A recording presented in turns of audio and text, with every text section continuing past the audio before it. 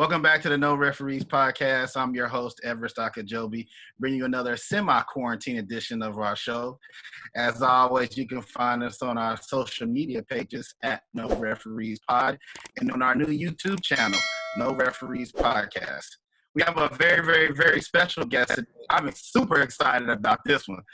We have the founder of the Fascia Training Institute. She is an internationally recognized holistic healer. That means, hey, she can put them hands on you, you're going to get better in 2.2 seconds. She's an author of the book, How the Brain Burps and Gaining Control Over Pain. You can find her everywhere on her social media pages at Simone Fortier. She is a go-to authority in the field of fascia therapy. Miss Simone Fortier, how you doing today?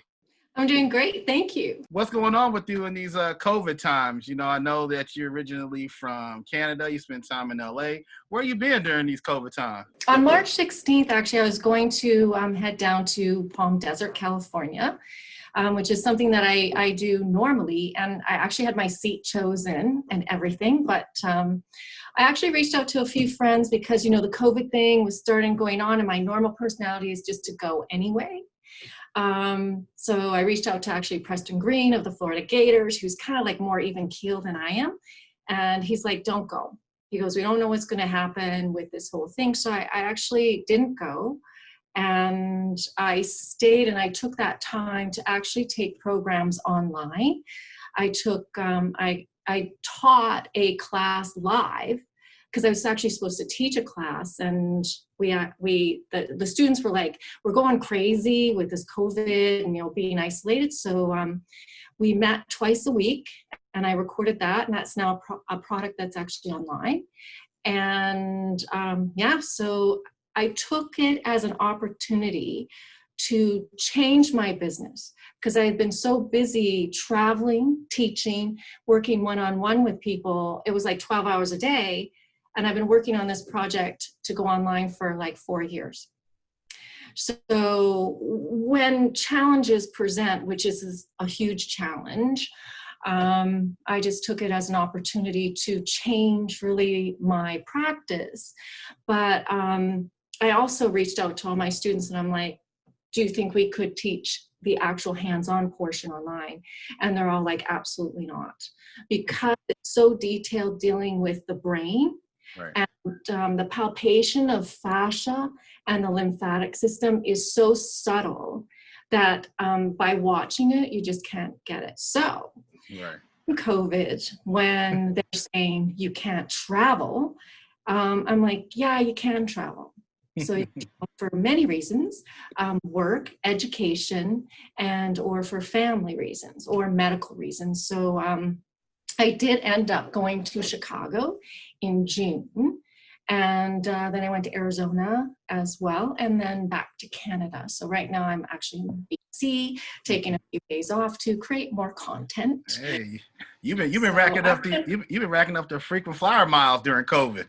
I know. I did it all the right way. I got tested for COVID, and so I did two things because I feel I was exposed to COVID in November, and I wanted to prove my theory. So I went through a private clinic. I sent my blood work to Germany, who they are the only doing this type of test currently, and the only one that's really validated. So I sent my blood work to Germany, and yes, I did have the antibodies to COVID. So I was like, I was exposed, and my symptoms were, I felt like somebody was standing on my chest for like 4 days. I went to the doctor, and she said, well, I don't know what's going on. We'll do some blood work. But then it passed. Right. So I didn't end up doing the blood work. But that was my experience with COVID. And I'm currently trying to get tested as often as possible, and I keep getting tested negative for active COVID. So, and after all those travels, as soon as I landed, I would get tested, so I would make sure I wouldn't infect other people.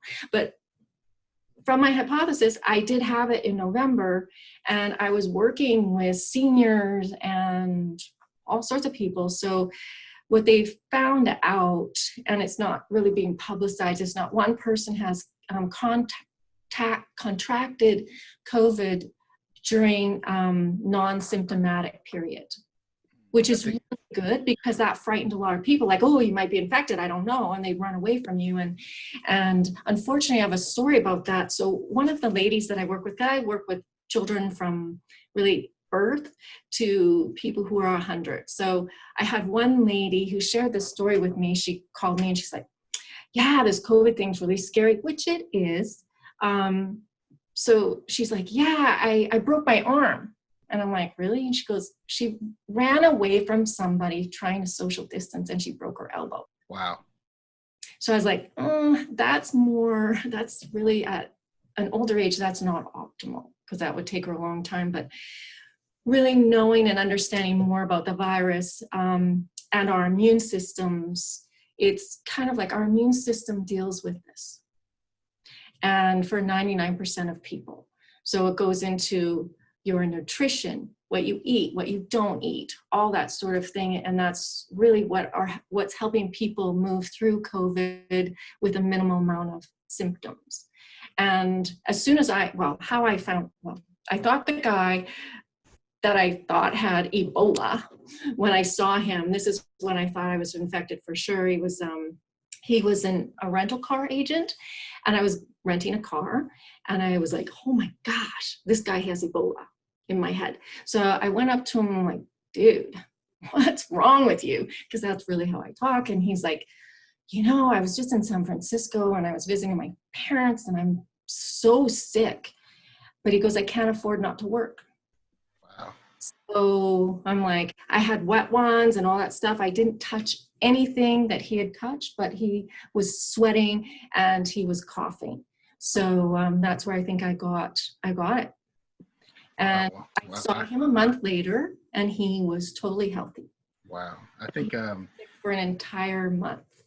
I think the same thing probably happened to my son. My son's 7 years old. He was in the hospital in November during Thanksgiving with the quote unquote rare case of pneumonia, and the doctors didn't know what it was. They kept figuring out. They kept saying, well, it could have been necrotic pneumonia, but they couldn't figure out what it was. So we really feel like, at November, like you said, like it could have been COVID because he had all the symptoms. They just couldn't figure it out. But thankfully he's healthy now and all is well. And thankfully you're healthy now too. So I want to get into a couple of things before we get into fascia therapy, before we get into concussions and all that good stuff. On a No Referees podcast, there's no rules, no text, no whistles. And we ask all of our guests that come on to have a sports story. What was your very, very first interaction or remembrance of getting into it with a referee? I know you have a really cool story with that. So why don't you share your first interaction with a referee? Well, might not have been my first, but it was very memorable. So I did play basketball. And when I was 11, I was as tall as I am now. I didn't grow after that. I really wanted to be 6 feet, but I'm not. So I'm 5'8". So at 11, that's pretty good. And there was another girl on the team who was 6'2" at 11. So I wasn't the tallest, but we had a really great team because we had an advantage. So, and that continued on for years. And I went from being a center to a guard to being really short. So, but I can jump. Anyways, so I pretty much got fouled out of every game I was in.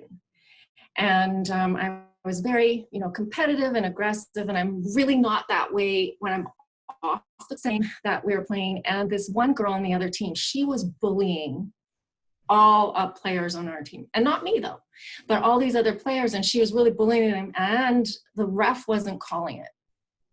And so this kept going on. I waited long enough, I thought long enough, so he didn't call it, and she just almost pushed one of the other players down, and I went up and I punched her in the stomach. And the ref ejected me and said quite a few words about that to my coach and to myself, and that to control me. And apparently my nickname from then on was the Animal. But that was kind of my biggest experience. But as an aside, she never did that again. The Animal. So after that interaction, did you carry that nickname with you moving forward, like through high school, college, or anything of that nature? Yes, because actually I changed schools, and when I got there, all the like the other girls in the class that were on the team were like, "Oh my gosh, we're so happy to have you here. You're the animal and we were so afraid of you." And I'm like, "Oh, I had no idea." That is hilarious. But I found peace since then. Hey, look, silver lining, you end up being an animal, and now you switch a whole different lifestyle, holistic healing and things of that nature. So that's actually pretty cool. Cool story. Thanks for sharing that. Yeah, you gotta have passion, right? Yeah. So let's take it right there with sports and athletics. You work with a lot of world-renowned athletes, from Major League Baseball to NFL to Olympians, things of that nature. I got your full list of athletes and teams that you work with. So I picked out a few people to talk about. But before we get into individual people, tell me how you ended up working with athletes at such elite level. Well, I guess I've just always been blessed to meet really great people and be in like opportune positions. But in Calgary, I had the opportunity to work with the Canadian bobsleigh team. And from that, it led to meeting a strength coach who also worked with the Canadian bobsleigh team, whose name was Charles Poliquin, who is really quite famous, and he did pass away just recently, but he was exceptional in what he did, and he has a huge following, and he still has a huge following. But he was introduced to me, and we had often conflicting points of view on things just because of our perspective, but he respected that, and I respected his opinion. And he worked with Dr. Leahy, who did ART. He worked in Colorado Springs with a whole bunch of Olympians on both sides of the border. And he was developing a institute in Arizona. So he invited me down to work with him in '99 to really be the therapist to all his athletes. And yeah, so that's how I really got started. But what happened is I went down and the center really wasn't ready yet. So I asked Charles, I'm like, is there anyone in Arizona that, I could hook up with? And he introduced me to a few people. And within 2 weeks, I was working with a lot of the Cardinals, the Coyotes, again, baseball players, because that's an epicenter of really athletes. But my work really kind of, spoke for itself. And these guys had already seen the best of the best in the world. So I was like, why would I do the same thing? Because these people are really the best. So it made me look at the symptom isn't really the cause. So it made me do a deep dive into fascia and looking at the whole entire system. And that was getting results with these guys. And the fascia work does create permanent change. And when you're treating the symptom, it may or may not.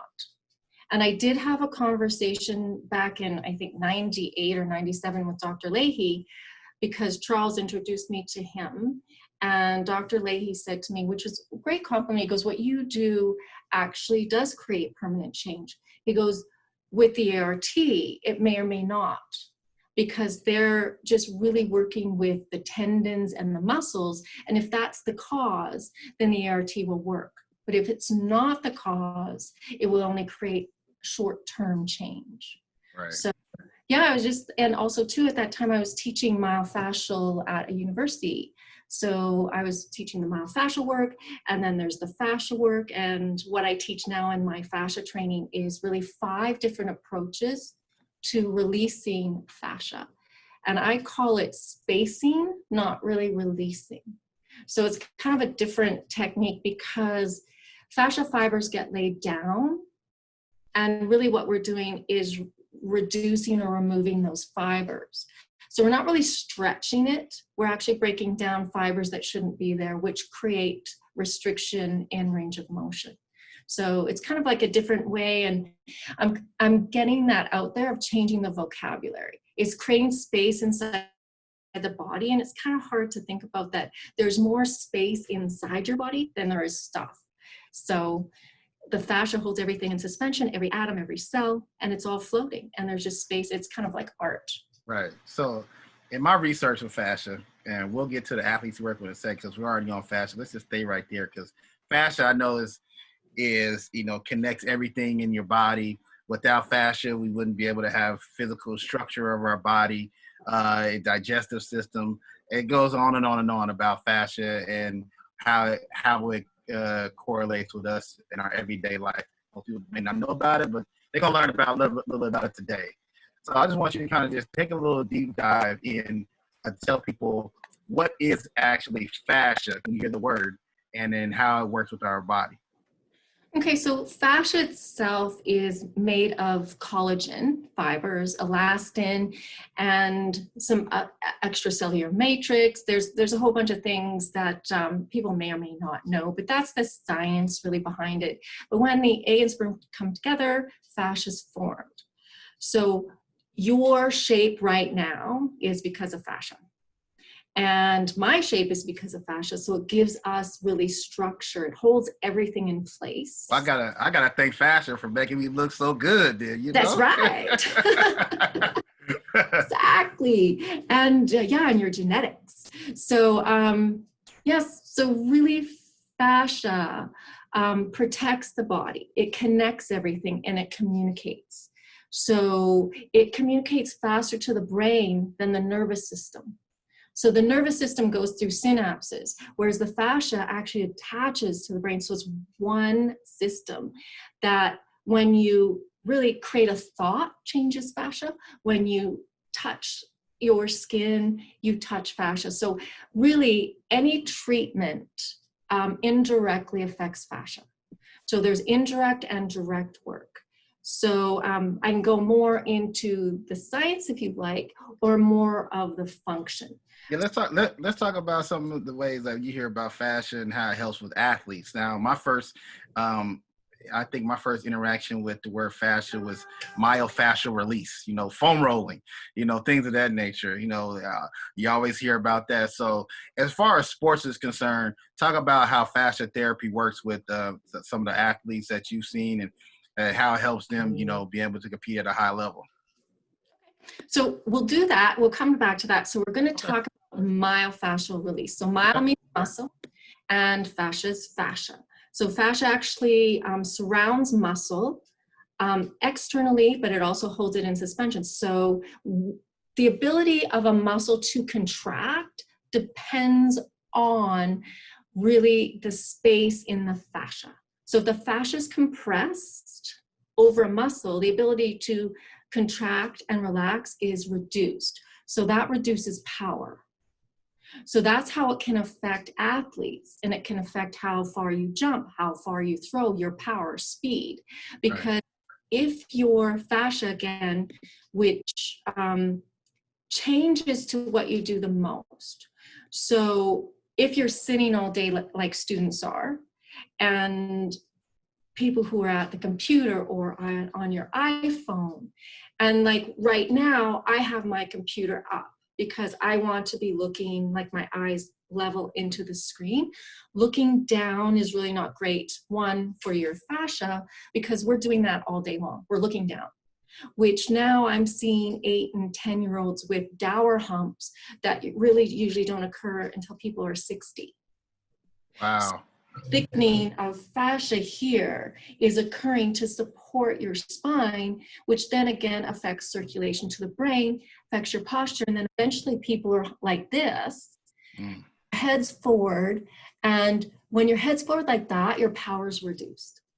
So that does affect also to athletes, because if in golf my head's forward and I go and swing, you see how there's like less space? Right. No space, no power. So it's physics. And it's also with throwing. If my head's here already and I'm doing this, it takes more effort. So when I was working with the quarterback for Chicago, I was like, okay, dude, you can't look down. And this was his reasoning, which was kind of interesting. He goes, well, I'm looking down because it's less rude. Phone. And I'm like, no, it's not. It's the illusion of being less rude. But I'm like, the phone has to be here. And that doesn't look cool. I was in an area that, there was a lot of people from Asia, which was really cool. And I was watching them. And all of them, they had their phone up here. And I'm like, wow, that's super smart. Because when you're looking down all the time, what happens with your brain, you're actually dumping GABA, which is a brain thing. But that also increases anxiety, which was huge during the biggest part of COVID. Because everyone's looking at their stuff, they're looking down, and then there's so much anxiety. But everything matters is what I'm kind of like showing here, is that what you do the most changes your fascia, changes performance, changes flexibility. So going back to another thing that you said is the foam roller. So a lot of people are saying that you need to foam roll and that will help your myofascial release and fascial release, but actually rolling does not affect fascia. What it does is affect circulation. So circulation actually makes it release. But again, it's specifically in one spot, so it's not changing a systemic fascia. It's really a pressure point or a trigger point that you're working on if you're rolling really hard. So that increases circulation, which increases endorphins, and you feel better, but it's momentary. So if people want to use a foam roller, what I say, take the rolling out of it if you want to address the fascia. And then you hold, move the foam roller, hold, move the foam roller, and hold. Oh, the rolling back and forth your whole leg, rolling back and forth your back, rolling back and forth your thigh. That's just a waste of time, basically? No, everything's for a reason. So knowing the reason is, one, it increases circulation. And if you're rolling up and down your spine, you'll get a few pops probably, which is good. That's releasing, pressure built up between the joints. So that's all good, but it's not really releasing fascia directly. Right. I know when I have one of those vibrating foam rollers, and I put it on my back, and I really, like you said, every time I roll my back, I'll be popping like a mud. Right. And so here's the thing too. So the vibration actually affects your lymphatics. So the faster your lymphatic move, the healthier your body is, and the lighter you actually will feel. So if the fascia is restricted, the lymph can't move. So when you're doing that little vibration, which when you do vibration, optimal time is like 2 minutes for the lymphatics. After you do that, actually starts to increase tension in the muscle and the fascia. So I'm all about micro, like every detail matters, right? And so when you have an athlete that really 1% or even 0.5% makes a difference whether they are number 1 or number 10. And that also affects their pay scale if they're number 1 or number 10. Right. And so working with these guys, it's like, okay, and going back to the quarterback for Chicago, Mitch, I'm like, okay, we're looking at, he's got great trainers and he did extremely well at camp this year, apparently, because they did a great job. Mm-hmm. But I looked at him like, well, optimally, every athlete should be symmetrical. Mm. So the muscle development on both sides should be the same. And the fascia should be the same, because if it's not, then you get lines of tension, which over time, every year, slows you down.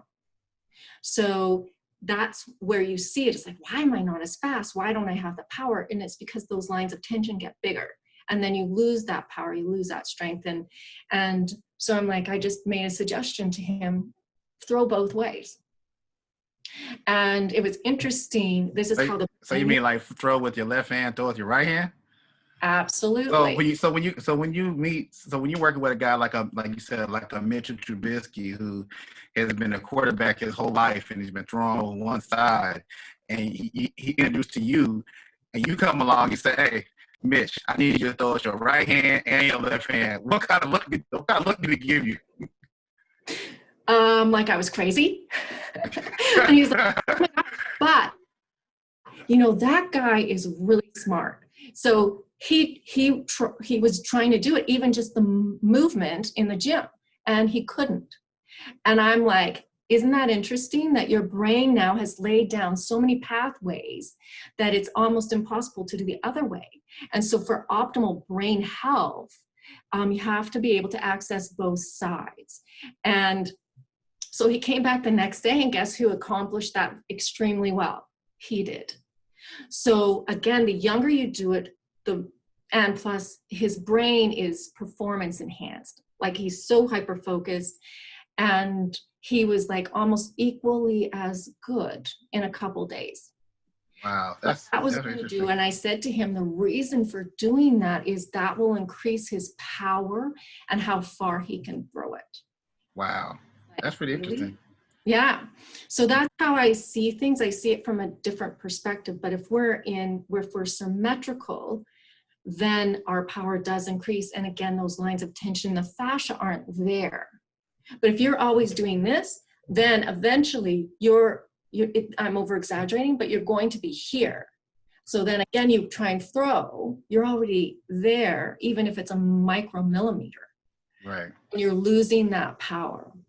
And going back into everything matters. So when I worked, with some of the cardinals back in the day, and I was talking to them about nutrition and how important that was, and less drinking, less, if I can say it, marijuana. Well, you tell these guys young, got a lot of money, they live in Phoenix, they want to go out party, they want to drink, they want the nightlife, then you gonna come in and say, who is this woman talking about we can't do these little things? We the creme de la creme. We need to relax, right? And actually that's true. The thought is like, I am the fastest. I am already this. And so I'm like, okay, fair enough. Because you know what? I just give the information. What people do with it's up to them. Right. So year goes by. What was that you were saying about nutrition? The younger guys now are faster. Right. Again, that 1 second or that 0.05 of a second makes a difference. And so it's interesting, but that's the natural transition. So the people who make that decision faster actually have longer careers, because just like Mitch, it's like, okay, wow, I have to do that. And he did it. And he's seeing instant improvements from just making that one small change and going into the one athlete that I was supposed to work on had a lot of concussions, whereas Mitch didn't. He didn't have concussions. So tested his brain. And so that's why also too, the concussion treatment protocol is also for prevention and enhancement. Right. It doesn't have to be for concussion, but for him, what it did, it actually increased his thought process. So his decisions took less time, which you're on the field, the faster you can make that decision, the faster everything is and the better it is. So that again happened with just even being a demo one day.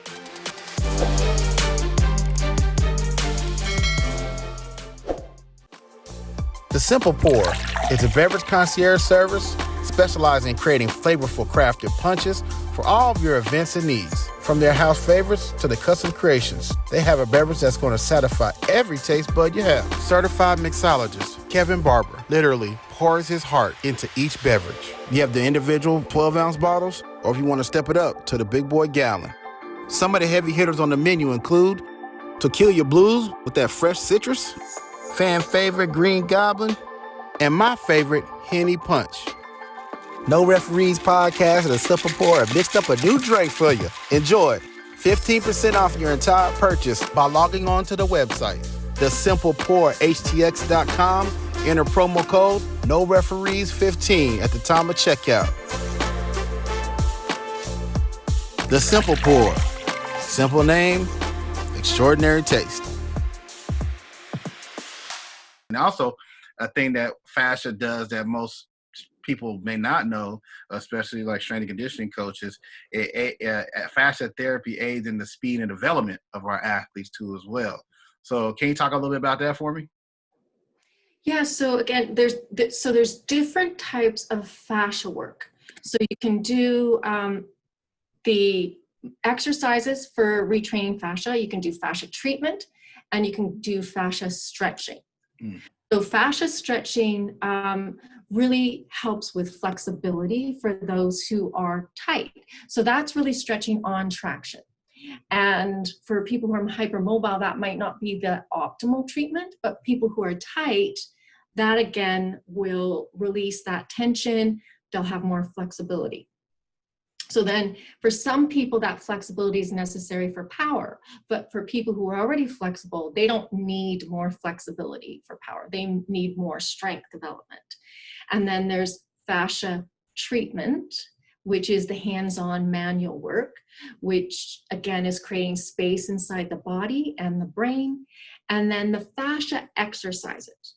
So there are different levels of fascia exercises because now everyone's saying they're doing fascia therapy, they're doing fascia exercises, and every movement's a fascia exercise. And I'm like, well, they all stole that from you. And I was like, indirectly, absolutely. So everything you do matters. Everything you do affects the fascia, but it's like, how do you want to do that? So with fascial movement, so I call my stuff movements because it's re-education, and re-education is a slower tempo. So I was working with this UFC guy in Ireland, and he had just had they showed me a video of his fight. He was slammed to the ground and he hit his shoulder and his head, and they're like, oh, he has a concussion. Can you, like, cause I was just over there and they're like, can you come take a look at him? I'm like, sure. So I go and I'm like, oh my gosh, this guy is the 80% that really don't have lingering concussion symptoms. And I can just palpate that. I'm like, okay, this guy's great. He has more of a shoulder and neck injury than concussion, even though it looked brutal. And so what I did with him is really do some brain balancing exercises. And he was doing some like movements with his strength coach. And I'm like, you got to slow it down. And he's like, I can't. He goes, because, you know, with the UFC, you have to be really fight. I go, no, when you're training, while you're recovering from this, because you actually hurt your shoulder, you have to slow down and do the movements with intention. And he goes, but it hurts then. So he was using momentum to move through the injury, which again, long-term is not great for his career. But I'm like, just slow it down, and that will engage the fascia and help re-educate. And so you was over in Ireland. Well, you know, only Ireland guy I know from USC is a guy named last name McGregor. You know. Yeah, and yeah, those guys the Irish guys are really cool. They're really cool. And they're really funny. But so that type of movement is different. So then there's other people doing like just strength and conditioning fascial exercises. So they're doing more opening up, more mobility exercises, and again, the tempo is important. So it's kind of like micromanaging what's your goal? What's your goal with this? So then there's different ways at looking at doing that fascially, as well as involving the muscle. So do you want strength? Do you want power? Do you want flexibility? They're all different types of training. And so with fascia work, again, it's going, okay, is this really affecting my fascia? Only if you do it consistently and frequently. Because again, fascia changes and forms to what you do the most.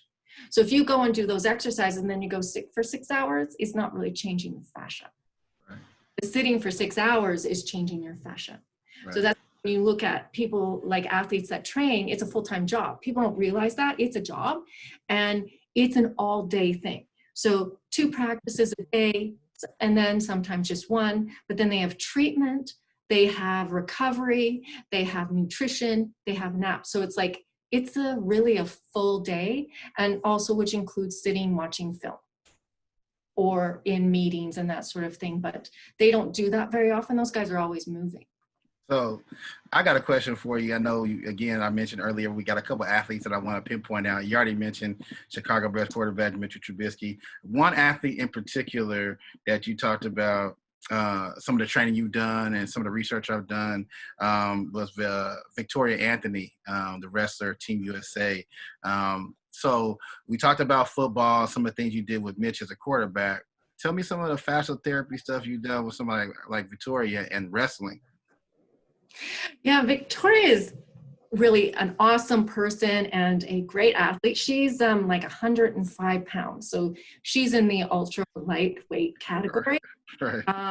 And quite tiny. So working with her, it was really about keeping her flexible and keeping her flexibility with power and more prevention. And for in her sport too, they're always like getting thrown to the mat and that sort of thing. But she's doing the nutrition piece, which is really important for fascia. You have to stay hydrated. You also have to make sure you get the appropriate sleep, which she's doing. And yeah, for her, it was really looking at head position as well. Because again, that's what people are doing most of the time, is looking at their phone. And so being really mindful of that. So giving her exercises, and this is what I tell every single person on the planet that drives: put your head against the headrest.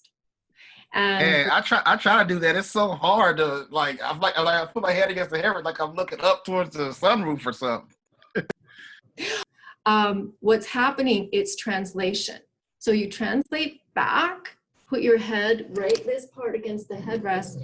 And for some people, it can take 2 weeks to a month to even get there. So they get back, hold for a few seconds, release. And then once they get their head back, then it's your shoulders. And so it often doesn't look cool because but if you look around and you see everybody and they're forward like that, one, it ages you. It makes you look like somebody who's over 100, but it's not good for circulation for your brain. So that was one of the tips I was telling her, is like, again, look at your phone here, head against the headrest, and chin up. So it's not tilted up, it's just up, even. Because what happens over time with people looking down, it also starts affecting digestion, because digestion starts in your mouth. But their ability to swallow gets decreased. The fascia gets so tight here, it decreases oxygen to the brain, cerebral spinal fluid, but also affects swallowing. So people get acid reflux from just having forward head, because it goes all down to your gut. And as you're seeing, that fascia really affects everything. So going back to Victoria, working really with her flexibility, fascia flexibility, and prevention. So she did have, I think, a few years ago, a shoulder injury. And so we're just really working on that, to keeping that healthy. Working with wrestlers like her, do you ever, they're always gripping their head, other people's head around the back of their neck and their jaw. So my research, fascia, you talk about TMJ issues. Do you see a lot of that with wrestlers or even football players? Yeah, with wrestlers and football players, and again, anyone with a forward head, that puts pressure on your jaw, which is such a powerful muscle, but also it starts changing the fascia here, so you can lose space, lose power, which that puts pressure on your carotid artery and also all the cranial nerves. So with that, you can put pressure on the trigeminal nerve for migraines. And that can even just come from head positioning. So with that clenching, with the impact here always, it can change, one, the shape of your face, it can change the fascia. But if you're having, fascia can withstand, before it breaks, I think 7,800 pounds of pressure before it tears. And so in football, they're getting approximately 100 to 200 car accidents per game. And then wrestling, that pressure there is happening too, and the possibility of them hitting each other's head. Right. That can create fascial changes, but also concussion, which can affect your jaw. And so one of the techniques that I do is working inside to affect the jaw from internally, but also from the ear, because all the fascia really on your cranium attaches to your ears. So that can release that. But that does affect, if you're really tight in the jaw, you lose power. Migraines is another thing I got on my list of things. Headaches. A lot of research says that the fascia training can help with the migraines and headaches. And I have a lot of family members that have migraines that are not athletes that want to know, they need to come see you to help them with their migraines, or what, Well, we would look at, so I did a lot of Zoom calls during the beginning of COVID for concussion people I'd never met before, and they were waiting for me to see them all over the country. And what I did with them is do a postural assessment. Okay, looking at them from the front, the side, going, okay, what do we have to do to start change? Yeah, as you're like going, exactly. I feel like I gotta change my posture real quick. I need to get my neck back. Not up, but back. You're right. And you can't do that because your fascia has already changed. And that could be from doing your sport for as long as you have. Okay, so headaches and migraines, the origin of that is different for each person. So for your family members, one, it could be hormonal.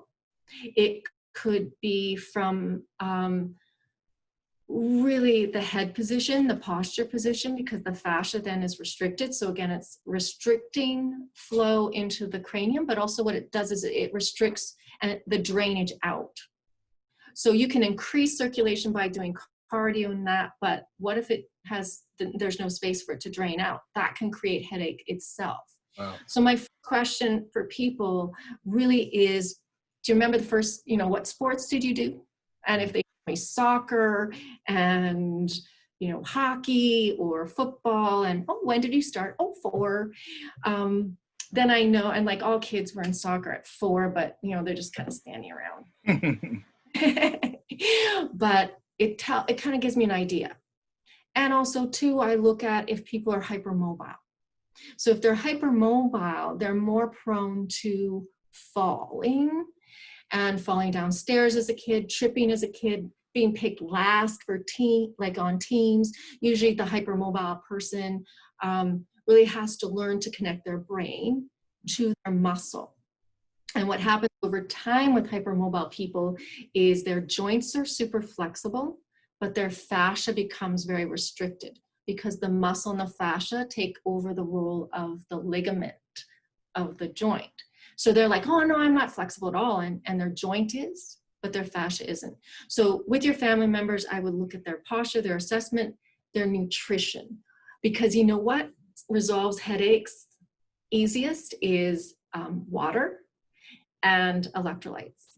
So hey, got my alkaline water right here. Take a quick sip. Exactly. And depending on where you're living, so you're in Chicago, there's more humidity, you've got water around, but if you're at altitude and out west in California, where we know it's extremely dry, Arizona, your water intake could even possibly be double because you realize that you're sweating, and if you are sweating, which you should be, you're losing electrolytes.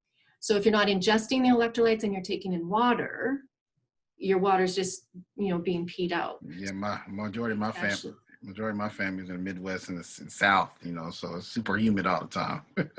Right, but you don't realize too that you're sweating there. So you also have to ingest water. So I would look at for them, what's their water intake? It should be, 62 ounces a day, sipping, not guzzling. And the reason for that is, the thunderstorm comes, the earth's dry, just goes off. So if you're sipping every 15 minutes, then your body actually utilizes it. So it's actually like common sense things, but things that we don't think about, so we often overlook. So I would instruct them to hydration, head position, chin up, what's their sleeping like, and possibly taking an electrolyte. Okay. Usually for like a general population, that resolves it right away. Okay. Then if it's injury related, so let's say they've fallen ever since they were a kid, or let's say, I'm not sure if any of them skied, but any sport. Nah, hey, look, Simone, hey, ain't too many black folks out here skiing, you know what I'm saying? Yeah, that's more a Canadian thing, and from Utah. But but we're talking about basketball. Not a lot of people realize that basketball, there's a lot of concussions. And another one that's huge, which you wouldn't think about, is synchronized swimming. Wow. Okay. Yeah, synchronized swimming, because what about water polo?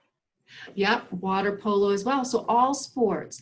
And here's the really cool thing about this that I really want people to understand, like parents, is that 80% of people who have a concussion or being hit to the head recover within 4 weeks.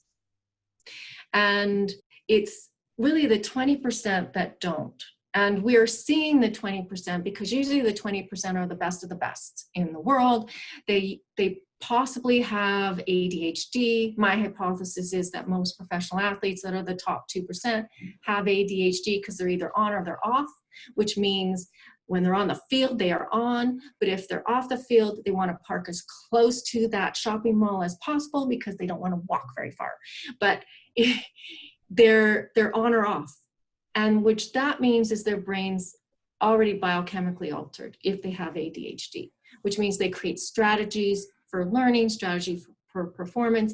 And if they get hit to the head, they lose access to those strategies, which creates frustration, anxiety, which ADHD people already have a high level of anxiety, could be obsessive compulsive, could also be very, like anger. It could, all these things are underlying. And when I was at Ohio at Concussion Symposium, I was talking to one of the Navy doctors out from San Diego, and he's like, oh, he goes, Simone, did you know that all the Navy SEALs have ADHD? And I'm like, no, I didn't. And he goes, yeah, they don't really recover well from blast trauma. And it's because their brain is already on a heightened alert. So ADHD people are usually in a heightened alert. So there's anxiety, frustration, more prone to suicidal thoughts. And again, when they have more compression and injuries to the head, that just all those increase. So those are the 20% that I usually see. The 80% I don't see very often, but parents need to know that their kids need to be on these teams. They need to socialize. It creates lasting relationship. It's good for your brain. And the reward is huge. Right. So I was going to actually segue into the concussion piece of your training because I know you do a lot of the concussion stuff. So I appreciate you talking about a lot of fascia therapy. The concussion part is really big topic, today in today's with sports parents. I'm a parent. I have a lot of friends that ask me, are you going to allow your child to play sports because of the concussion piece? You mentioned a few things.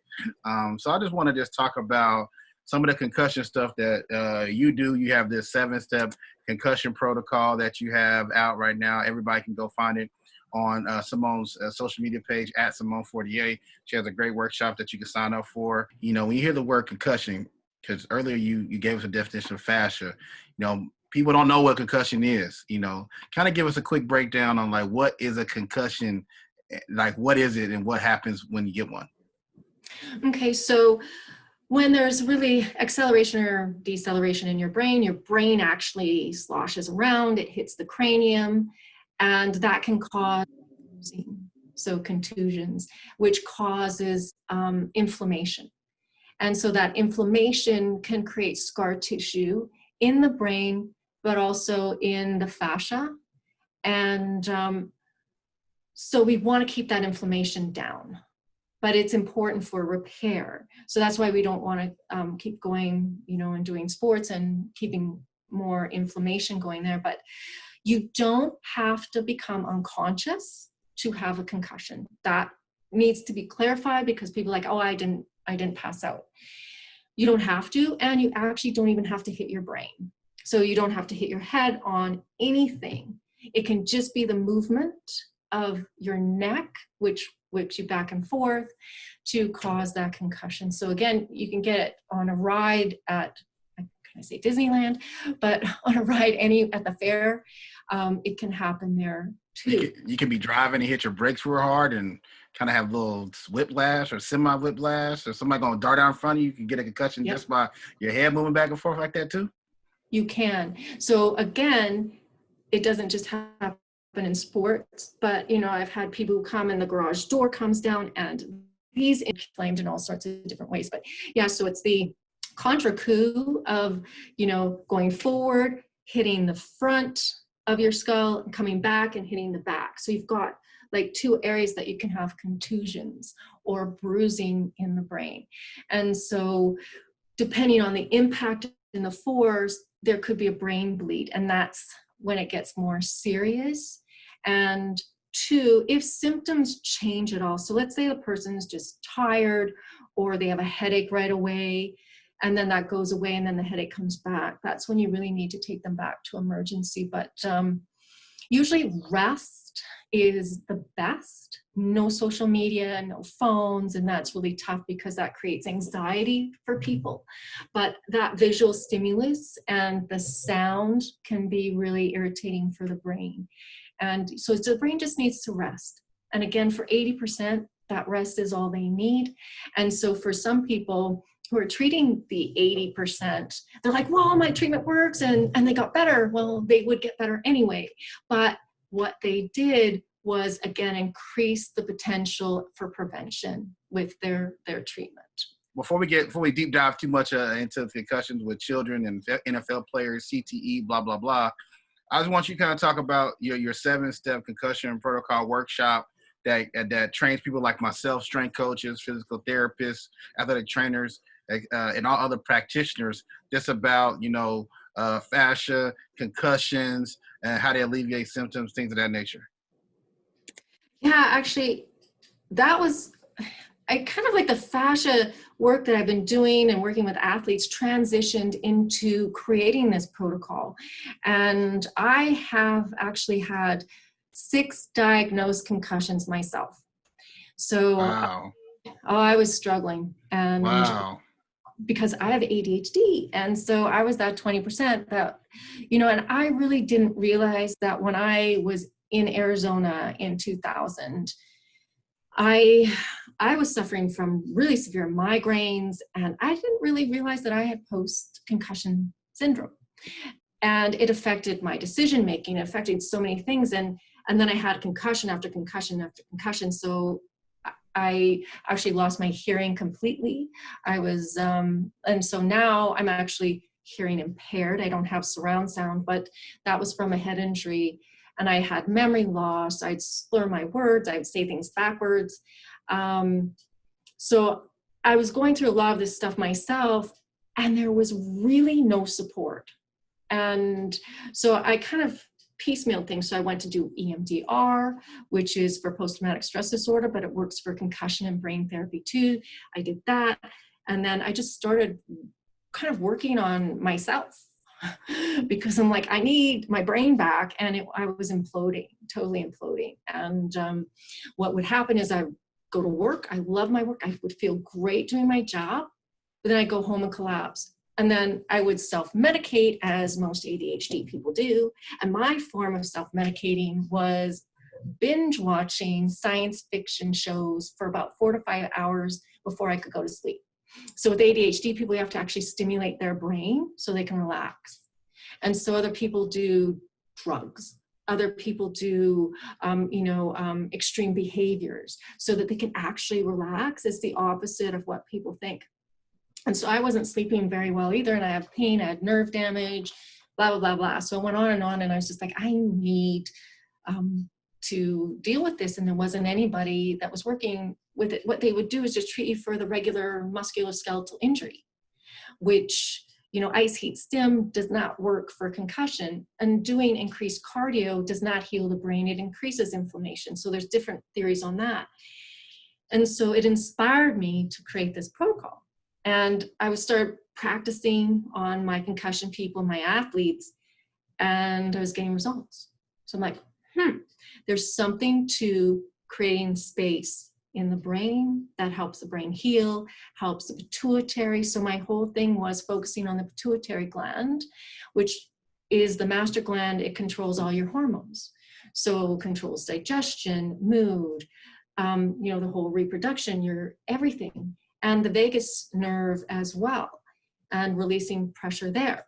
So I created these techniques that do that. So teaching a strength coach all the way to somebody who's a physical therapist, it's a unique way of actually looking at the fascial attachments in the brain.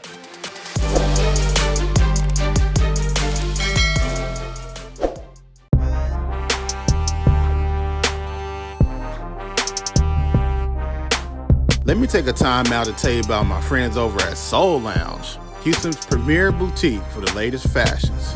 Chinatown Market? Check. BBC? You know they got all that. You know Adidas? Man, they got all of that stuff too. The swag, the footwear, Yeezys, man, they got everything. No Referees Podcast and Soul Lounge has partnered up to bring you a special offer for listening to this episode. Go online to soulloungehtx.com and enter promo code No Rules to get 20% off your entire purchase. That's No Rules, all one word, all caps.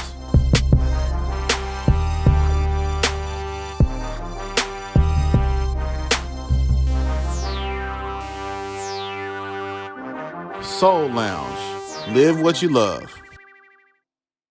How does the concussion piece and your healing go along with the brain nutrition piece? Because you talk about that a lot too in your talks and your research. Yeah, that again kind of happened organically. So I was like, I'm doing case study after case study to support the clinical findings that I've been having, and so that my students can do that as well. So I reached out to Charles Poliquin used Dr. Eric Braverman's brain health test. And he used it for really how to train people depending on whether they were dopamine dominant or acetylcholine or serotonin, but he created this whole thing. And so I'm like, I need a test to see where people's brains are when they start the treatment, and every 4 weeks, and see if they're improving. So I reached out to Dr. Eric Braverman, did some actually podcasts with him because he wanted to do that, which is super cool. Brilliant guy. And so he created it as a personality test. So it's kind of hidden in there. So it shows deficiencies. So if you're deficient in a certain neurotransmitter, then what I was doing is doing case studies of people who just had the treatment, people who had the treatment and the nutrition, and then really people who during COVID, I could just really reach via the nutrition part. And just doing via Zoom, those people improved 20 to 30% of their symptoms just by adding the neurotransmitter that they were lacking. So what I found with concussion is less is better. So less training, less manual therapy, less pressure, and less too many stimulations, even if they're a neurotransmitter or nutrition, can affect the brain. So with this 20%, less is better. So I would give them one supplement, one neurotransmitter, let's say taurine or inositol or whatever they were lacking, because each brain's different, then they would heal. So then I did the case studies, the people who did both, and the results were through the roof. And then I did the case study of just the treatment alone. And it's interesting, the results were almost identical with the nutrition. So I was like, So those people, they didn't do the testing in the beginning, but all they needed was the space. So if you just need space in your cranium, and your pituitary can start functioning and your neurotransmitters can replenish themselves by just eating properly, those people did just as well. So I was like, okay. So now every person that I work with, I get them to do the Braverman test.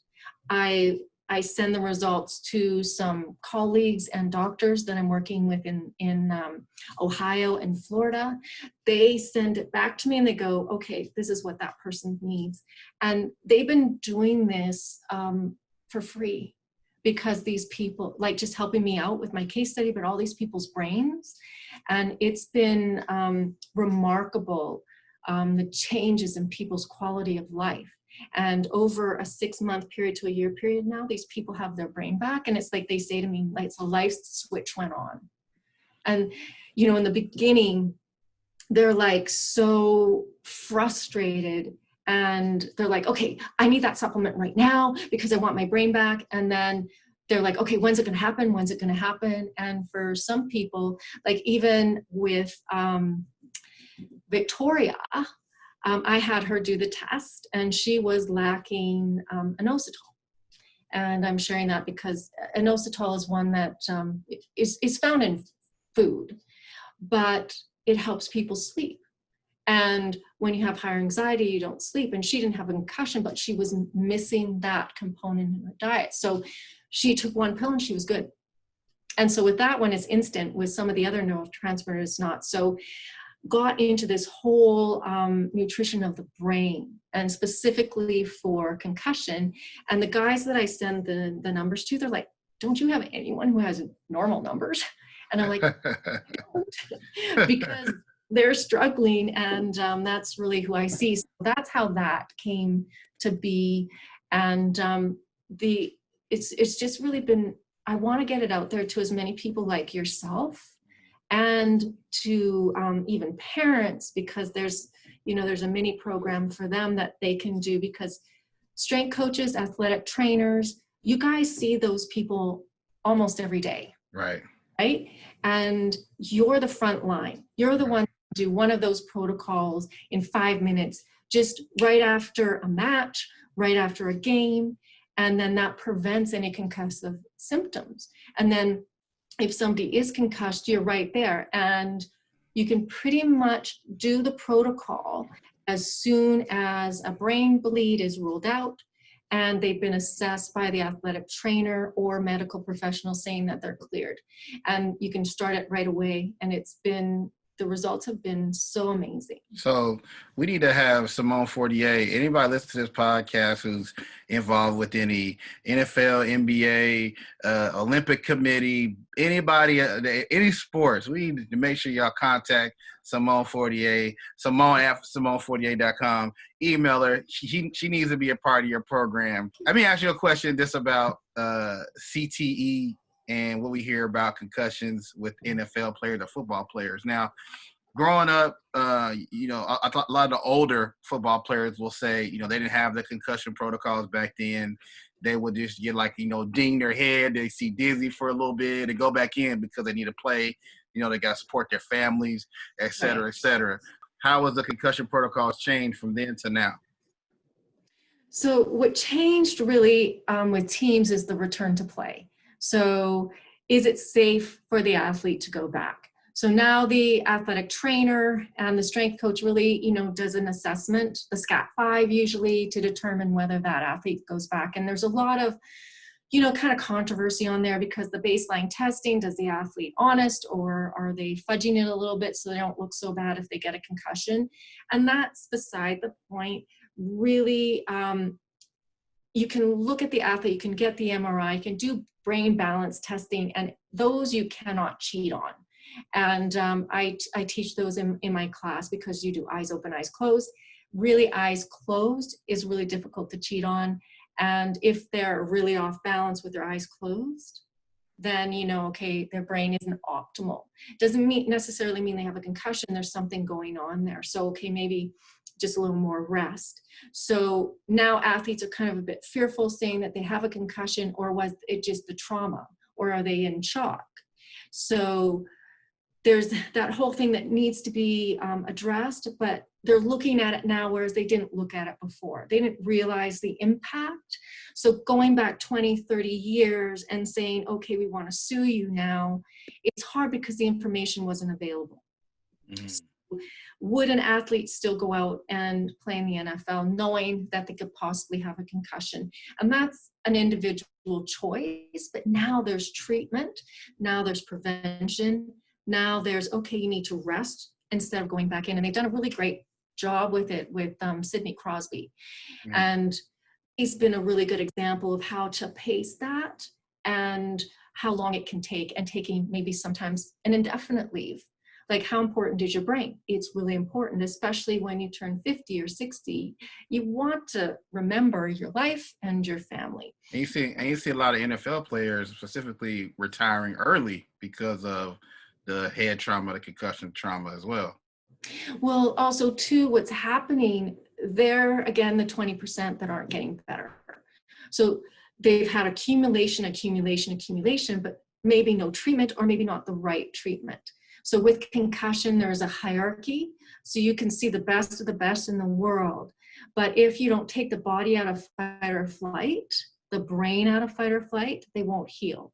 So again, that's my approach, is how do you do that first? If you're running from the bear, you're not going to heal. And then if you keep running from the bear for a long time because you're in fight or flight, you end up lying down and playing dead, which means you freeze. So the brain goes into freeze. So everything is, you have a lot of distrust because you're still in protection mode. So you don't know who to really trust. So I see that with these people, that we have to actually really take them out of that fear and fight or flight, which also too, COVID has created that for a lot of people. And they're the unknown. And so again, that's affecting their brain, it's affecting health. So going into that, that's really the first step with the concussion treatment protocol. But with the teams, now they're being assessed, now they're all okay. An athlete now has more education. They know what's going on, that it's more than just, okay, I have this ringing or I saw stars, need to really assess. So they're doing that better now, which is awesome. And it's the awareness and education. So that's happening. The treatment is happening with the CTE, which is kind of unfortunate, looking at that, because we really don't have enough information yet. So on that study, they were looking at, I think the numbers will be off, but I'm just going to use approximately, I think it was 110 athletes who had donated their brains. Mm-hmm. And the media got a hold of that, and they're like, oh my gosh, 100 athletes and 109 had CTE. Right. So one didn't. But that's not what we need to focus on, because we don't know whether CTE causes any of those symptoms. Right. And people read the whole study, only I think it was 2% showed symptoms during their life, which means if we did that autopsy on everyone, let's say we had a sample size of the general population, because really every single person has fallen. And the number one cause of concussion is falling in children and seniors. So those are the most concussed people that are seen in the hospital. It's not athletes, actually it's very small. So we're looking at the general population who may not have gone into a sport, but have had several concussions just from falling down the stairs, or even abuse, which is another thing that we have to look at. Abuse, choking in the home, or, just choking in the school ground, that sort of thing can create trauma in the brain. So if we look at those people's brains, compare them with the athlete's brain who has been hit several times, do they have CTE?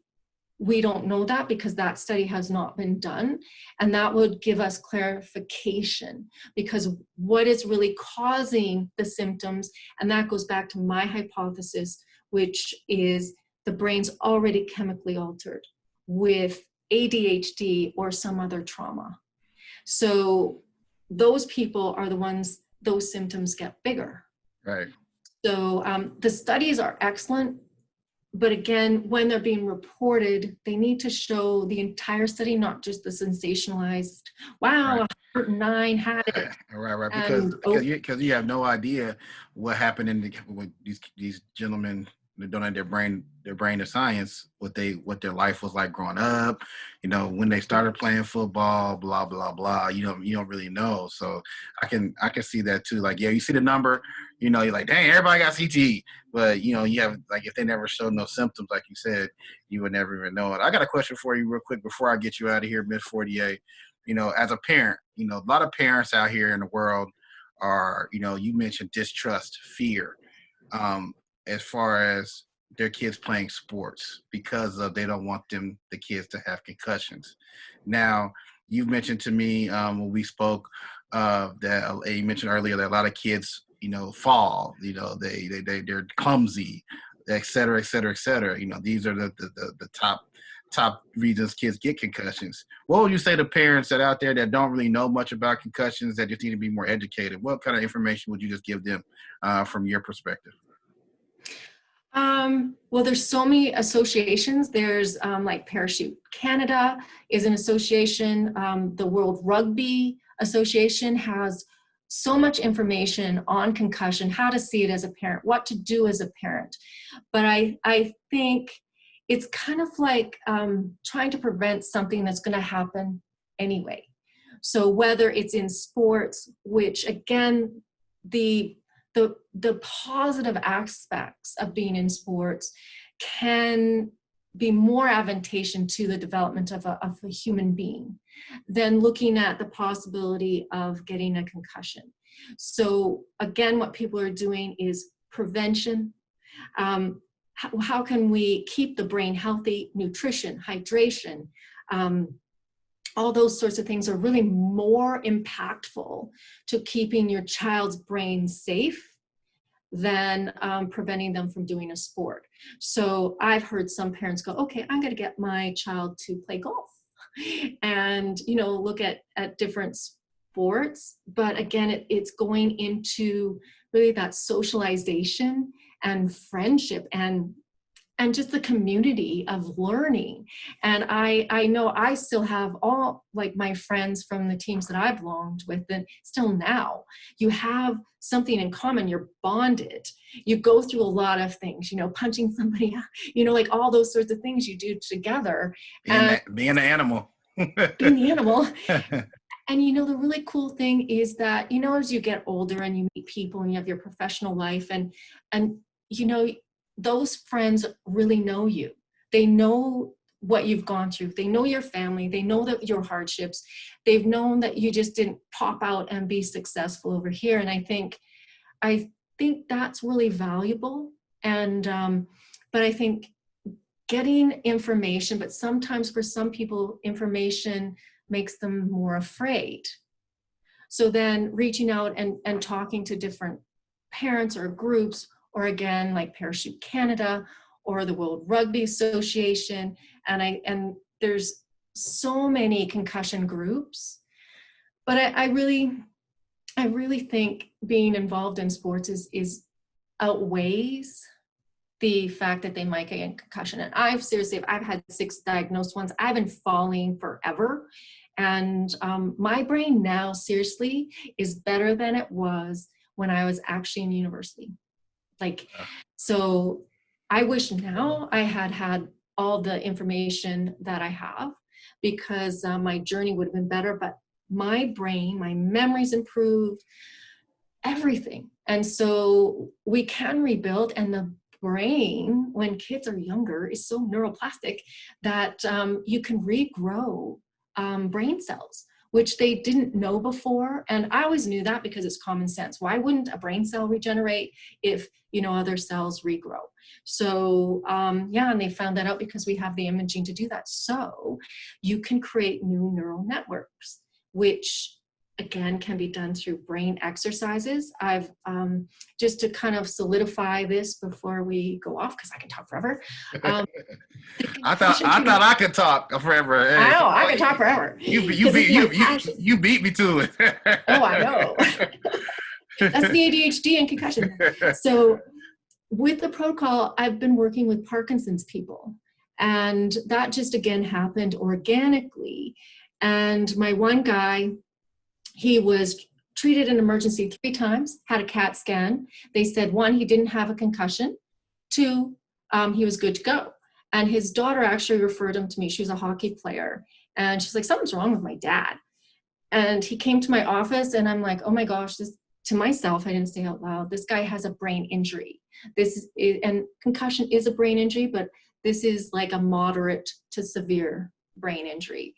And so I referred him to a doctor that I collaborate with, because I just say, this is what he needs. This doctor has no ego, and he's working for the patient.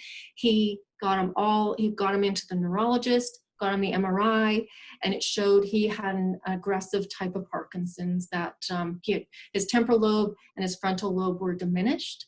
And he had Parkinson's in his midbrain, as I recall. And so the neurologist that he saw said, basically, here's your cane, and it's going to go downhill from here. And so I started working with him with the protocol and the brain exercises, and he went from there to no more slurring, no more coughing, and he now has more strength, and he's been riding his bike. Awesome story right there. Yes, and that is a 55-year-old male.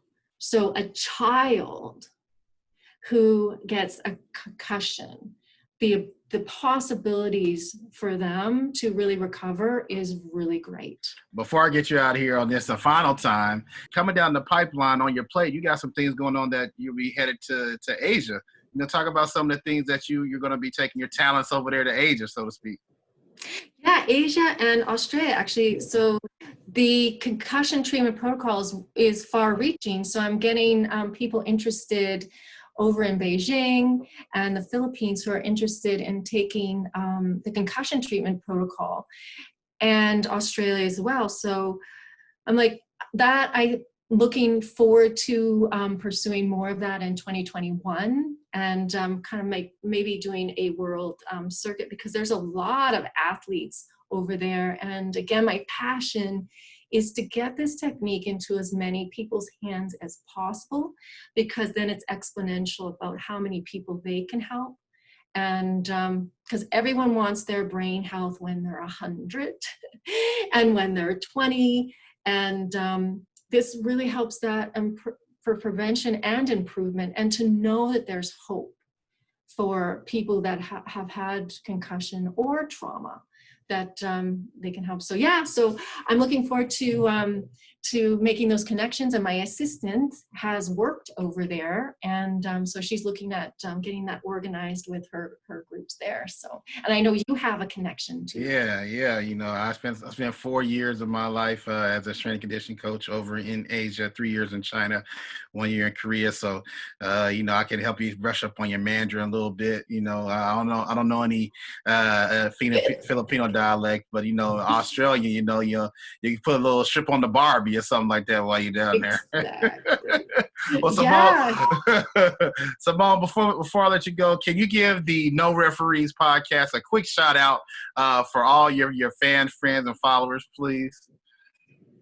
Yes, actually, I've watched your program now. I've watched several of your programs, No Referee, on YouTube, and the information is really helpful. I was impressed with the topics that you had, all the way from like the boxing world to cancer, and to the comedian Damon Allen, and just giving people information that they might not have access to. And I'm very grateful and thank you for your program and the opportunity to be on your show, because I think you are going to reach a lot of people. Well, thank you, Ms. Fortier. Just starting it out with trying to grow, trying to touch every gambit of sport. From not just basketball, not just football, not just Major League Baseball or even hockey. Trying to touch every gambit. From myself being a strength coach behind the scenes, I'm interested in people like yourself that help athletes get better, that don't get that much shine that should. So I just want to take some time out today to make sure that you got the recognition and your program got the recognition, because it is very important, and you have touched so many great athletes around the world, and so many just people too as well. Oh, well, thank you. I appreciate it. So everyone, please, before y'all log off, make sure you go follow Simone everywhere on social media at Simone Fortier. Buy her books, get her books from Amazon, the How to Brain Burps, Gaining Control Over Pain. Find her on her website, SimoneFortier.com. She can help you get better in every asset of your life. She's internationally recognized. She helps people from Spain to Maine. So that is our friend of the show, Simone Fortier. Thank you for joining us. Thank you so much.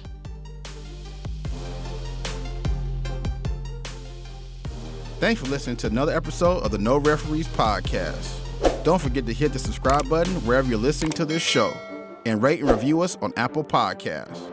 And don't forget to follow us on social media at No Referees Pod. Till the next episode, we out.